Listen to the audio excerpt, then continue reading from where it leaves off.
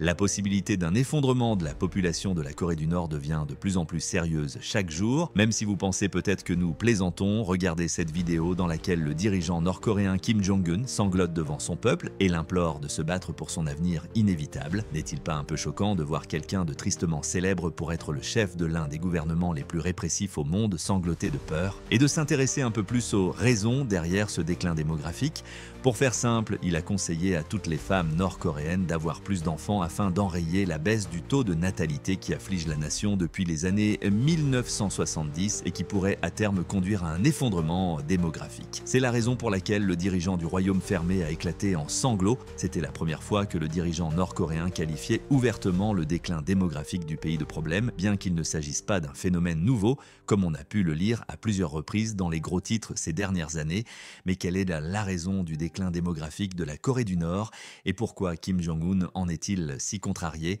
Après tout, la courbe démographique globale du pays permet de constater facilement que la population de la Corée du Nord n'a fait qu'augmenter au fil du temps.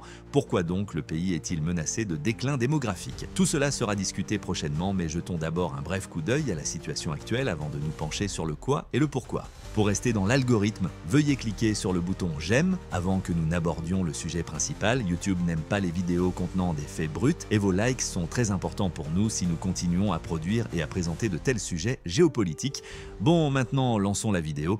Bien qu'un certain nombre de facteurs soient accessibles, l'indice synthétique de fécondité, ISF, est l'élément le plus important pour déterminer la croissance de la population. L'indice synthétique de fécondité, ou simplement le nombre moyen d'enfants que chaque femme aura, calcule le nombre moyen d'enfants que les femmes en âge de procréer mettent au monde. Le taux de fécondité en Corée du Nord est actuellement de 1,79 naissances par femme et les observateurs prévoient que ce chiffre va continuer à baisser. Ce chiffre étant inférieur au taux de natalité nécessaire au maintien de la population, il s'agit d'un problème majeur pour la nation. Comme vous pouvez le constater, les Nations Unies estiment que 2,1 naissances par femme est le taux de fécondité global optimal dont chaque nation a besoin pour éviter un futur déclin ou effondrement démographique. Le taux de fécondité auquel une population se remplace exactement d'une génération à l'autre est appelé, comme son nom l'indique, fécondité de remplacement. Kim Jong-un est particulièrement inquiet à ce sujet car si la tendance à la baisse du taux de natalité se poursuit, cela pourrait finalement devenir un problème majeur pour la nation. En conséquence, non seulement la population en âge de travailler en Corée du Nord, c'est-à-dire la population âgée de 15 à 64 ans, pourrait commencer à diminuer dans les années précédentes en 2030, mais la population totale du pays de 26 millions de personnes pourrait également commencer à diminuer à partir de 2034. Le défi démographique qui se dessine ne se limite pas à la Corée du Nord. Bien que pour des raisons différentes, un certain nombre de nations d'Asie de l'Est, dont la Chine, Taïwan, la Corée du Sud et le Japon, sont confrontées à des problèmes démographiques comparables. Par exemple, le faible taux de natalité, actuellement de 1,7 naissances par femme, a conduit la Chine à enregistrer 2 années consécutives de déclin démographique en 2022 et 2023. En conséquence, le pays pourrait perdre jusqu'à 109 millions de personnes d'ici 2050 ou pire encore, sa population pourrait être réduite de moitié d'ici 2007.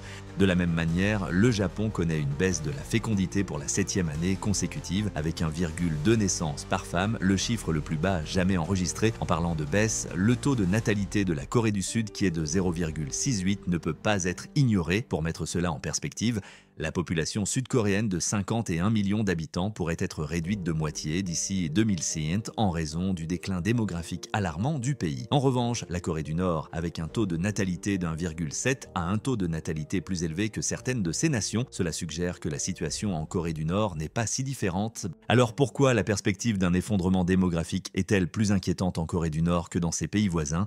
Pour le comprendre, il faut se rappeler que le pays est très différent de ses voisins, puisque des pays comme la Chine, le Japon et la Corée du Sud par exemple sont tous plus développés et plus prospères et ont des économies plus robustes. Il s'agit de pays à revenus élevés et moyens supérieurs, mais la Corée du Nord est un pays à faible revenu, ce qui a des répercussions. Examinons ces effets et voyons dans quelle mesure la baisse du taux de natalité en Corée du Nord constitue une certaine contradiction. En raison du mode de vie associé à la prospérité économique, dans lequel le taux de mortalité est faible, le contrôle des naissances est facilement disponible et les enfants entraînent souvent des contraintes financières en raison des coûts de logement, d'éducation et autres liés à leur leur éducation, les pays industrialisés à revenus élevés affichent généralement des taux de natalité plus faibles. Par exemple, le taux de natalité aux États-Unis est de 1,7, en Russie de 1,4, au Royaume-Uni de 1,7 et ainsi de suite. Ce n'est pas le cas dans les pays à faible revenu qui ont généralement des taux de natalité plus élevés. Prenons par exemple l'Afrique subsaharienne qui a un taux de fécondité de 5 enfants par femme et qui est l'une des régions les plus pauvres du monde. La Corée du Nord faisait partie des pays les plus pauvres du monde en 2023 avec un revenu national brut par habitant de seulement 217 $ américains. Mais le véritable problème est que, contrairement à d'autres pays pauvres, elle enregistre un taux de fécondité en baisse que l'on ne retrouve que dans les pays industrialisés. En plus de leur richesse, les pays industrialisés ont modernisé leur économie et utilisent souvent l'automatisation et les avancées technologiques pour compenser la baisse de la population active. Contrairement aux idées reçues, la Corée du Nord continue de fonctionner avec un modèle économique à forte intensité de main-d'œuvre, ce qui signifie que le travail humain et le travail physique sont plus importants pour son économie que l'automatisation ou la technologie. La Corée du Nord ne peut pas utiliser de machines ou de procédés efficaces pour compenser le déclin de la population active, comme le ferait n'importe quelle nation développée sans amélioration technologique. Kim a besoin d'une population croissante pour maintenir les secteurs à forte intensité de main-d'œuvre de l'agriculture et de l'industrie et pour renforcer les rangs de l'un des gouvernements les plus militaires du monde, le tout avec un accès minimal au carburant, aux machines ou à la technologie avancée. Par conséquent, en raison de la baisse des taux de natalité et de la diminution de la population en âge de travailler, il y a moins de personnes disponibles pour soutenir l'économie, ce qui pourrait rendre plus difficile le maintien de la productivité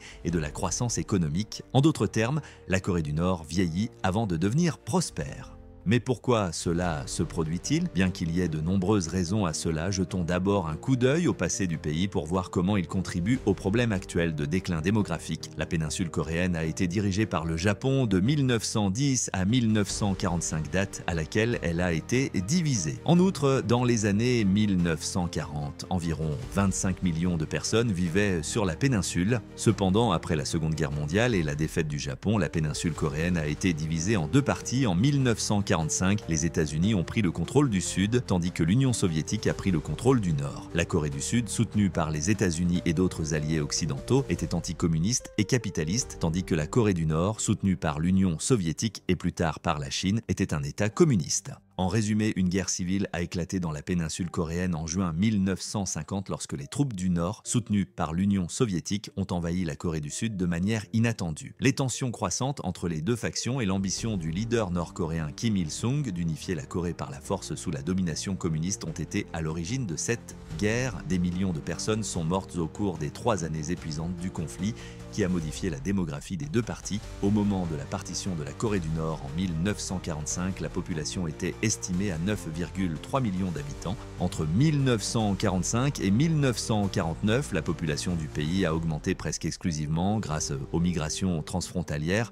Mais pendant la guerre civile des années 1950, elle a perdu plus d'1 million de citoyens en raison de lourdes pertes et d'un afflux considérable de réfugiés en Corée du Sud. Cependant, en raison de la phase de reconstruction calme et complète après la guerre de Corée, le pays a connu un boom démographique important de 8,4 millions en 1953 à 15 millions dans les années 1970. La population a augmenté de près de 3% par an. Cependant, l'expansion de l'économie du pays a également joué un rôle important dans cette croissance. Après 3 années d'une guerre terrible, le pays était en ruine, mais il fallait faire quelque chose pour relancer l'économie chancelante. L'Union soviétique et la Chine, qui étaient à l'époque les principaux alliés de la Corée du Nord, ont exercé une influence sur Kim Il-sung, qui a développé une économie de commandement comparable ou une économie planifiée de manière centralisée afin de parvenir à un développement et à une reprise économique rapide. L'État contrôle tous les moyens de production dans le cadre de l'économie de commandement qui existe encore aujourd'hui en Corée du Nord. Le gouvernement fixe également des priorités et accorde une grande importance au développement économique. En d'autres termes, le gouvernement a le contrôle total de la mobilisation des ressources puisqu'il détermine quels produits et services doivent être produits, en quelle quantité et comment ils doivent être distribués. Dans le cadre de ce programme, une série de plans économiques ont également été mises en œuvre dont l'objectif principal était de restaurer la capacité industrielle, l'infrastructure et l'économie du pays qui avait subi des pertes considérables pendant le conflit. Ces programmes, qui mettaient fortement l'accent sur l'industrie lourde, l'agriculture et la production d'énergie, étaient basés sur des méthodes économiques d'inspiration soviétique. Les soviétiques ont soutenu la Corée du Nord financièrement, techniquement et en lui fournissant fournissant des experts afin qu'elle puisse mettre en œuvre ses programmes avec succès. La Chine considérait toutefois le pays comme un tampon important entre elle et la Corée du Sud et le Japon, tous deux situés dans la zone d'influence américaine. Mais surtout, les Chinois et les Soviétiques partageaient le désir de stopper à tout prix l'expansion du capitalisme en Extrême-Orient. C'est pourquoi la Chine a également fourni le soutien financier et politique nécessaire en suivant le principe traditionnel « l'ennemi de mon ennemi est mon ami ». C'est pourquoi le gouvernement a lancé une tentative ambitieuse en 1954 en adoptant son premier plan triennal avec un soutien considérable de ses deux alliés, la reconstruction et la croissance des industries lourdes telles que l'acier, l'équipement, les mines et la chimie constituaient la priorité absolue de cette stratégie.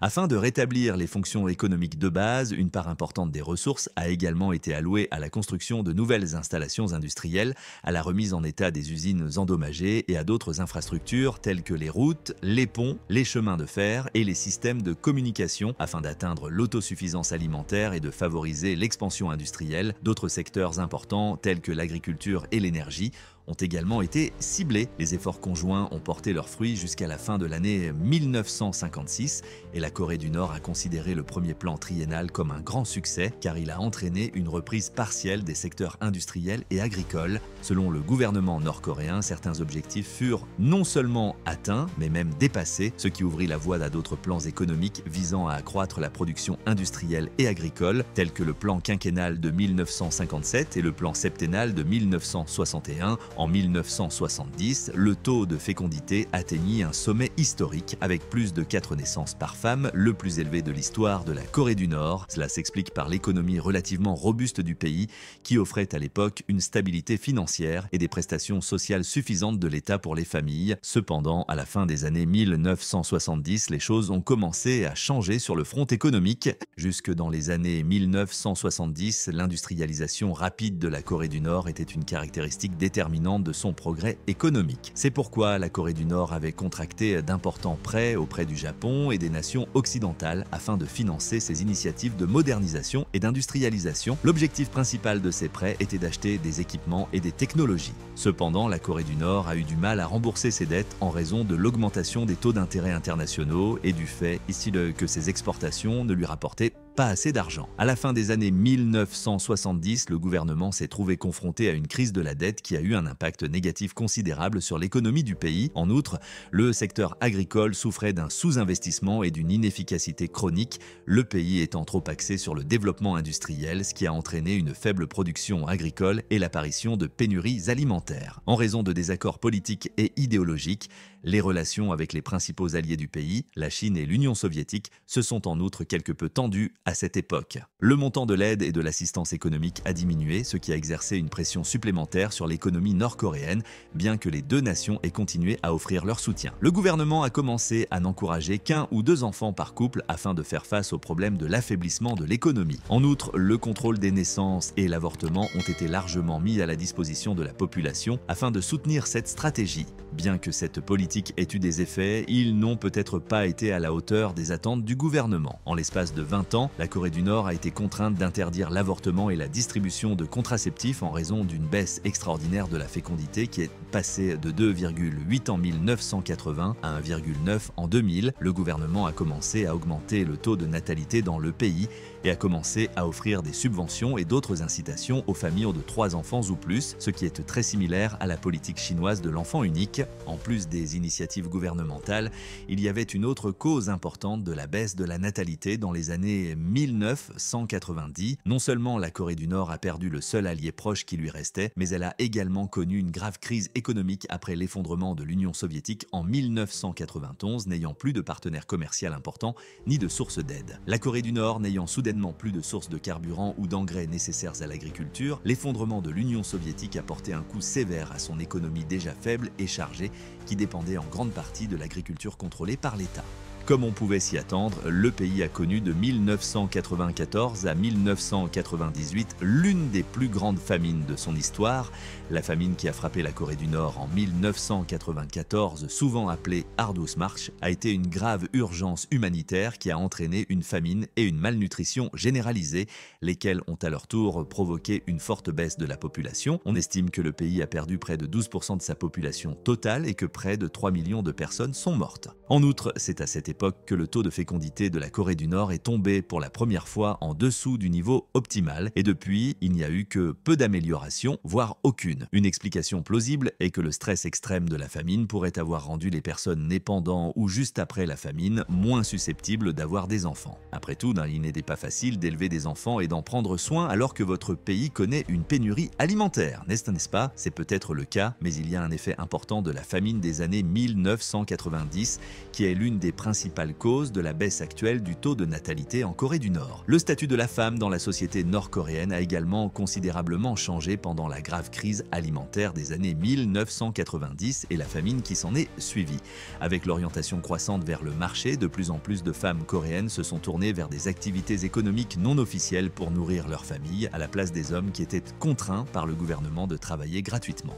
Après l'échec du système d'aide sociale de l'État, les femmes sont devenues le seul soutien de la famille et bien sûr, avoir un enfant signifiait qu'elles ne pouvaient pas travailler, ce qui affamait toute la famille. Les conventions sociales autour du mariage et de la famille ont progressivement changé à mesure que les femmes nord-coréennes s'adaptaient aux exigences combinées de leur nouveau rôle de soutien de famille et de leurs anciens rôles. Même si la nation s'est en grande partie remise de la crise, ce changement spécifique est encore évident 25 ans plus tard. Les transfuges et les rapports nord-coréens indiquent que les jeunes, en particulier les femmes, retardent leur mariage et accordent plus d'importance à la prospérité matérielle qu'au pouvoir lorsqu'ils recherchent un partenaire. Comme de nombreuses autres nations, la Corée du Nord connaît un changement culturel dans lequel les jeunes générations, y compris les femmes, donnent la priorité à la poursuite d'objectifs personnels ou professionnels plutôt qu'à la fondation d'une famille, en particulier au vu des difficultés économiques du pays. Si l'on y réfléchit, c'est tout à fait logique. Dans un pays où l'on attend des femmes qu'elles soient à la fois responsables de gagner de l'argent et d'élever les enfants, la tendance croissante des jeunes femmes nord-coréennes à ne pas se marier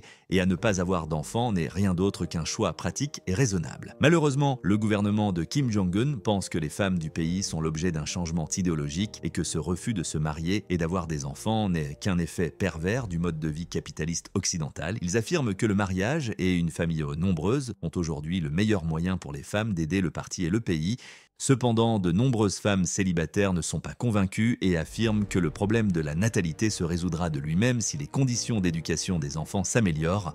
L'un des transfuges a critiqué la déclaration du gouvernement, arguant qu'il était absurde d'attribuer le problème à l'idéologie plutôt qu'à d'autres facteurs, alors que les femmes, constamment menacées de pénurie alimentaire et manquant de commodités de base telles que les aspirateurs, les machines à laver et même l'eau chaude, doivent assumer seules la garde des enfants en plus de gagner leur vie. Les difficultés économique de la Corée du Nord n'étant un secret pour personne, il y a sans aucun doute une part de vérité dans cette affirmation. Comme chacun sait, le pays est depuis sa création un exemple parfait de crise alimentaire et de quasi-famine. Depuis de nombreuses années, il connaît une pénurie alimentaire persistante qui s'aggrave en période de catastrophes naturelles telles que les inondations et les sécheresses et qui continue à affecter la productivité agricole, entraînant des pénuries alimentaires plus fréquentes.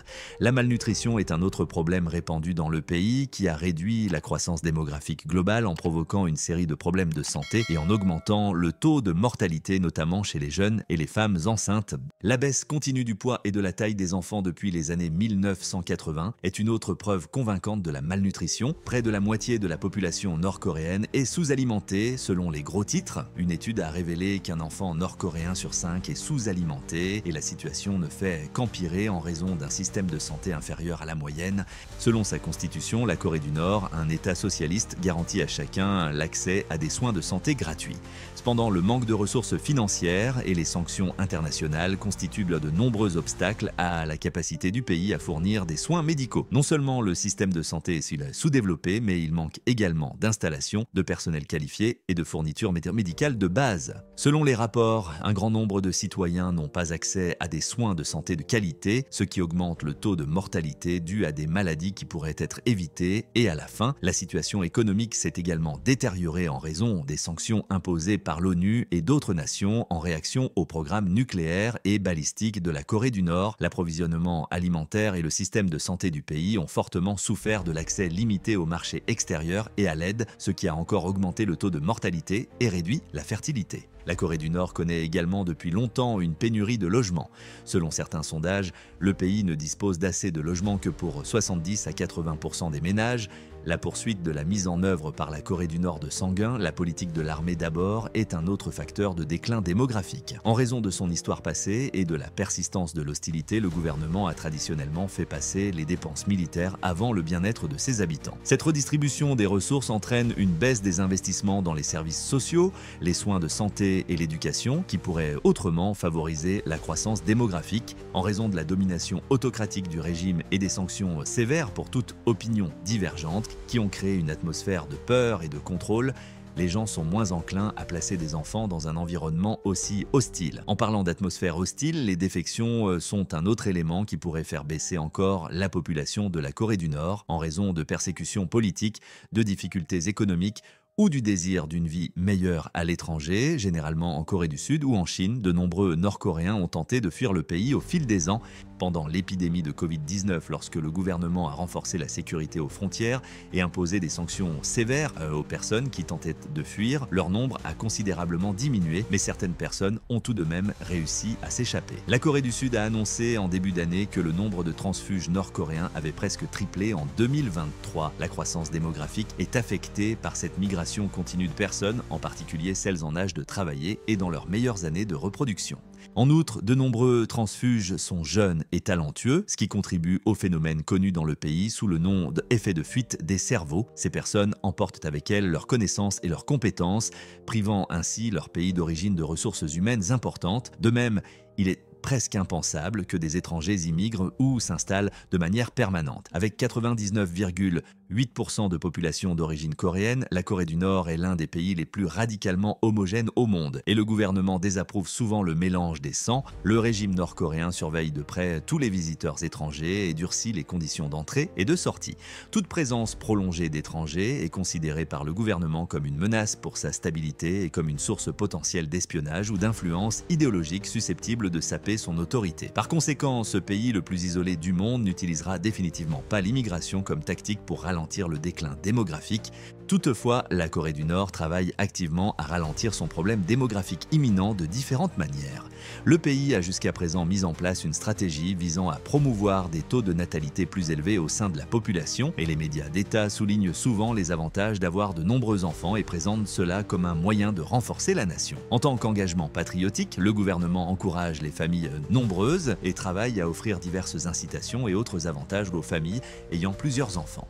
Des rations supplémentaires, des services de garde d'enfants et d'autres services financés par l'État sont des exemples de ces incitations, mais leur efficacité est limitée par la pénurie alimentaire et les difficultés économiques. Lors des anniversaires importants, des fournitures scolaires sont également distribuées aux familles ayant plusieurs enfants, et les parents de triplés et de quadruplés reçoivent des aliments et des médicaments gratuits, en plus d'une attribution préférentielle de logement. Depuis 2007, les mères reçoivent des denrées alimentaires supplémentaires pendant 6 mois après la naissance d'un deuxième enfant. Les femmes enceintes bénéficient également d'avantages supplémentaires dans le cadre des mesures de soutien à la fertilité. Le congé de maternité a été porté à 240 jours, dont 60 jours avant et 180 jours après l'accouchement, afin d'encourager les naissances. Les femmes enceintes doivent se faire examiner gratuitement une fois par mois et une fois par semaine juste avant l'accouchement. Les mères reçoivent 3000 won nord-coréens pendant cette période pour le soutien prénatal et post-opératoire. D'autres études montrent que les subventions de 3000 won ou 3,33 $ américains sont inutiles car elles ne suffisent pas à acheter 2 livres de riz qui se vendent environ 6000 won, n'est-ce pas choquant? Quoi qu'il en soit, et si le gouvernement a pris quelques mesures constructives avec ces mesures, il faut aussi reconnaître que, compte tenu de l'histoire de la Corée du Nord, il y a probablement eu aussi quelques mesures négatives. Bien que le pays interdise l'avortement depuis 1993 et que des sanctions aient déjà été prises à l'encontre de ceux qui pratiquent l'un des avortements illégaux et utilisent des moyens de contraception, le gouvernement a adopté en octobre 2015 une nouvelle directive interdisant non seulement l'avortement, mais aussi l'utilisation de moyens de contraception, y compris les stérilés, afin de réduire encore le taux de natalité en baisse. La pénalisation des professionnels de la santé qui pratiquent des avortements clandestins est une étape supplémentaire. Même après l'interdiction de cette pratique en 1993, certains médecins ont continué à installer secrètement des dispositifs médicaux liés à l'avortement chez eux afin d'améliorer leur maigre salaire versé par l'État. Le coût de chaque intervention s'élève à environ 30 000 wons, soit 33 $ américains, ce qui correspond à peu près au salaire mensuel moyen d'un ouvrier nord-coréen. Cependant, ceux qui se font prendre s'exposent à de lourdes sanctions, pouvant aller jusqu'à une peine de prison de 5 à 10 ans. Le gouvernement a multiplié par plus de 40 la rémunération des médecins pour remédier à ces abus, mais beaucoup continuent à pratiquer la médecine privée pour joindre les deux bouts. En outre, des mesures sévères sont prises à l'encontre des vendeurs qui vendent des pilules contraceptives illégales aux citoyens, et ceux qui sont reconnus coupables risquent de lourdes peines, voire la prison. Le gouvernement a également renforcé ces mesures afin d'arrêter les transfuges et de continuer à enrayer le déclin démographique. Le gouvernement a renforcé la sécurité aux frontières, intensifié la surveillance et sanctionné sévèrement ceux qui ont été pris en train d'essayer de quitter le pays. Pour servir d'exemple aux autres personnes qui envisagent de fuir, la Corée du Nord fait également pression sur la Chine pour qu'elle rapatrie les transfuges arrêtés à la frontière. Dès qu'ils le font, ils sont traités comme des criminels et risquent la prison ou un châtiment encore plus grave. La Corée du Nord n'est cependant pas consciente que c'est la situation économique du pays qui est la cause principale de la baisse de la population et non pas la fuite, un changement dans l'idéologie des femmes ou les normes sociales. Par conséquent, cette tendance à la baisse des taux de natalité se poursuivra et finira par entraîner un déclin démographique plus large du pays, à moins que le gouvernement ne prenne des mesures significatives pour réduire le fardeau économique qui limite la volonté des gens de fonder une famille plus nombreuse. Il n'est pas surprenant que la Corée du Nord, qui est justement la Corée du Nord, fasse exactement le contraire. Le gouvernement traite le problème comme un problème idéologique au lieu de s'attaquer à la réalité qui pousse les femmes à repousser le mariage et la naissance d'enfants par une approche politique. Au lieu d'accueillir favorablement des changements tels que l'expansion du secteur privé ou l'élimination des emplois gouvernementaux mal payés et inefficaces, la nation a renforcé le contrôle de l'État et s'est montrée plus dure envers les petites entreprises afin d'éradiquer les pratiques capitalistes. En outre, Kim a systématiquement refusé d'abandonner son programme nucléaire en échange de la levée des sanctions qui permettraient à son industrie nationale d'accéder aux ressources internationales en matériaux et machines essentielles. Cela signifie qu'une économie à forte intensité de main-d'œuvre continuera probablement à prévaloir pendant un certain temps et qu'il sera difficile pour le pays de maintenir une production industrielle et agricole déjà maigre, car chaque année, moins de jeunes entrent dans le monde du travail. Selon les estimations, la principale industrie de la Corée du Nord, l'agriculture, serait probablement la plus touchée. Selon toute vraisemblance, une pénurie de main-d'œuvre aggraverait l'insécurité alimentaire et déclencherait un cercle vicieux dans lequel la faim et la malnutrition décimeraient davantage la population. La baisse du taux de natalité a toutefois d'autres conséquences qui devraient préoccuper le pays. Le ratio de dépendance augmente lorsque la population vieillit et que le taux de natalité diminue, de sorte que moins de personnes en âge de travailler doivent subvenir aux besoins d'une population plus âgée. Or, l'État aurait des difficultés à prendre en charge ses habitants âgés, car le modèle économique nord-coréen est mal équipé pour subvenir aux besoins d'un nombre croissant de personnes dépendantes et ne dispose que de ressources limitées. Un autre aspect qui inquiète les observateurs géopolitiques est que le régime nord-coréen pourrait éventuellement resserrer son emprise et prendre certaines mesures drastiques pour contrer les effets d'une crise démographique. Ces mesures pourraient inclure davantage de réglementations pour les familles, y compris les mariages forcés, des sanctions plus sévères pour l'opposition politique et une action plus intensive contre les transfuges. De telles mesures pourraient aggraver la situation humanitaire actuelle du pays par des violations supplémentaires des droits de l'homme. Ces mêmes analystes craignent également qu'une diminution de la population nord-coréenne n'entraîne une instabilité régionale importante. Une augmentation du nombre de réfugiés pourrait peser sur les ressources de pays comme la Corée du Sud, la Chine et la Russie, et même entraîner des problèmes politiques et de sécurité. Un afflux rapide de transfuges nord-coréens aurait un impact économique et social négatif sur la Corée du Sud et pourrait ébranler le système social et l'économie du pays. La politique étrangère de la Corée du Nord pourrait également être limitée par une baisse de la population. Actuellement, la Corée du Nord mise sur la quantité pour compenser sa force militaire inférieure à celle de la Corée du Sud, alors que la Corée du Sud compte 500 000 soldats actifs pour une population de 51 millions d'habitants. L'armée nord-coréenne dispose actuellement d'environ 1,3 million de soldats actifs, ce qui correspond à 5% de la population. La nation pourrait donc rencontrer de sérieuses difficultés à maintenir la taille, le calibre et l'efficacité de son armée en raison d'une éventuelle baisse de la population. Nous venons de franchir le cap du million d'abonnés. Depuis lors, nous avons reçu d'innombrables lettres demandant des conseils et posant des questions sur le développement d'une chaîne YouTube. Même si nous nous efforçons de répondre à chaque courrier électronique, ils prennent parfois trop de temps ou contiennent les mêmes questions que celles auxquelles nous avons déjà répondu. C'est pourquoi nous avons décidé de regrouper tous nos conseils sur YouTube en un seul bootcamp gratuit par email. Donc, si vous êtes intéressé par la création de votre propre chaîne YouTube, cliquez sur le lien dans la description ou scannez le code QR à l'écran pour obtenir votre bootcamp email. Mais revenons maintenant à la vidéo. Nous pourrions spéculer à l'infini sur ce qui se passerait si la population de la Corée du Nord s'effondrait, mais selon Kim Jong-un, le plus grand danger est que le régime de sa famille devienne instable. Un effondrement de la population pourrait rendre plus difficile pour son gouvernement le maintien du contrôle social, comme le montre l'histoire. Nous savons tous à quel point l'État dépend de la puissance militaire et de la propagande, mais si la population vieillit et devient de plus en plus démunie, son droit au pouvoir pourrait s'affaiblir, le mécontentement de la population pourrait atteindre des niveaux sans précédent et la famille Kim pourrait avoir du mal à conserver sa base de soutien, en particulier dans l'armée, qui est essentielle à la stabilité du régime. Cela laisserait la Corée du Nord sans dirigeant, ce qui pourrait entraîner des troubles internes et des actions militaires, ou conduire la Corée du Sud à licencier la nation dans des circonstances difficiles et potentiellement hostiles. Pour Kim Jong-un, tout cela n'était rien d'autre que des cauchemars. C'est la raison pour laquelle on voit le chef de l'un des gouvernements les plus répressifs du monde sangloter devant son peuple et implorer un changement significatif au sein de la population. Honnêtement, Kim ne peut cependant pas forcer les gens à avoir des enfants contre leur gré, qu'il soit ou non un dirigeant autoritaire. On dit qu'une nation se porte mieux lorsque sa situation démographique est meilleure. Bien que la Corée du Nord soit actuellement occupée à étendre ses armes nucléaires, elle doit rapidement comprendre un point: la pierre angulaire de la puissance économique et militaire d'une nation a toujours été sa population, et nous craignons qu'un déclin démographique de la Corée du Nord soit quasiment certain si les mesures adéquates ne sont pas prises pour enrayer la baisse du taux de natalité.